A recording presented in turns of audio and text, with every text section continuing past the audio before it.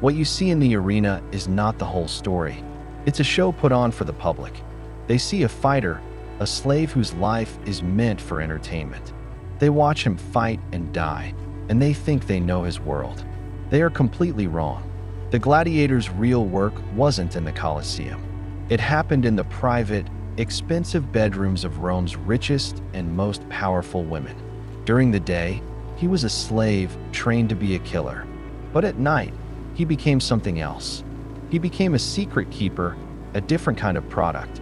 This is not the story of how gladiators died. This is the hidden story of how they were used and how they survived in a dark business of desire and information. Think about their life. The gladiator school, the ludus, smelled of sweat, blood, and fear. The training was relentless, a daily cycle of pain designed to strip away their humanity. The owner, the lanista, used a whip not just for punishment, but as a constant reminder of who was in control. Every muscle was built for one reason: to kill or be killed. These men were property, their lives worth less than a rich man's horse. But being treated like animals made them fascinating to others. They were outsiders who lived on the edge of death. Their bodies were covered in scars and hard muscle. Each scar was proof of a fight they had won, proof they had survived another day. This raw display of survival was an intoxicating spectacle for those who had never known a day of real struggle. For the rich women of Rome, life was like a beautiful prison. Their marriages were for politics, and they had to follow strict social rules. These gladiators were an exciting escape. The women's husbands were often old, overweight, and only cared about politics. Their power came from making laws and deals. But the gladiator's power was physical and real. You could feel it in his hands, in his eyes, just by being near him. Being with a gladiator was more than just cheating on a husband. It was a way to rebel against the fake and restrictive rules of their society. It was a chance to feel a thrill that money couldn't buy. It was a moment of control in a life where they had none. These meetings were planned with military precision. A trusted servant, whose silence had been bought many times over, would bring a secret message. A hidden entrance, often used for servants or supplies, would be the entry point. Gold was paid, but not to the gladiator. It was paid directly to his lanista. The owner was the one really in control. He decided who got to see his gladiators. He set the price, and he took the money. He knew his best fighter was more than just entertainment for the crowd. He was a key to the private rooms of Rome's high society. The gladiator was a product, and he was sold just like expensive spices or fine cloth. The lanista was a broker of flesh and, more importantly, of the secrets that flesh could unlock. But it was never just about sex. That was just the excuse, the cover story. The real business was in the secrets that were shared. In the post-coital silence, when the city was quiet and the wine had loosened their tongues, the women would talk. They would whisper about their problems, their goals, and their fears. They would complain about a husband who ignored them, brag about a political move they made, or share a secret about another family's money problems. The gladiator, the man everyone thought was just a dumb brute, became a walking vault of the empire's biggest secrets. He was basically a spy, a silent witness to the plotting and scheming of the elite. And here's where the story gets even darker. The lanisti weren't just selling sex. They were selling information.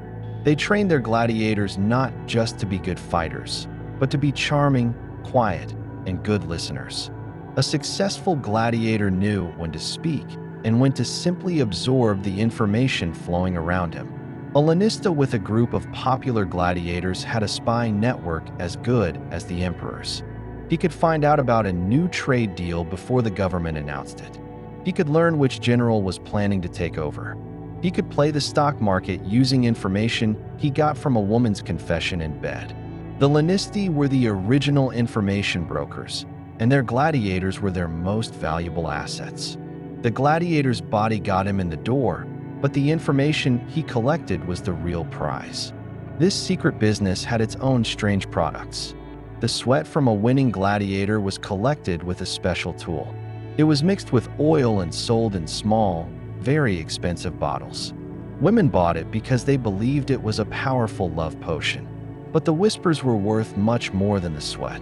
Those whispers could make people rich or poor and could start or end wars. The gladiator in the bedroom was like a weapon, and his owner knew exactly how to use him. For the gladiator, living this double life was extremely dangerous. He was always afraid. In the arena, the danger was obvious, a sharp spear or a heavy net. But in the bedroom, the danger was hidden behind smiles and wine. A jealous husband, his pride wounded, could easily arrange for the gladiator to be mismatched in the next games, a death sentence disguised as sport.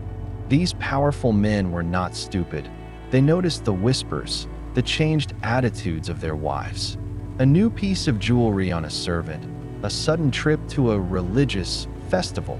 These were all signs that could trigger a quiet, brutal revenge.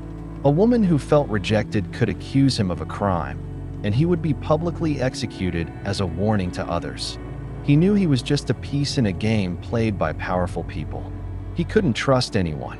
The woman who was kind to him one night might betray him the next day to save her own reputation. The lanista who promised him freedom would sell him to the highest bidder without thinking twice. Freedom was a lie, a carrot dangled to ensure obedience. Even the other gladiators were his rivals, not just for fights, but for the popular nighttime jobs.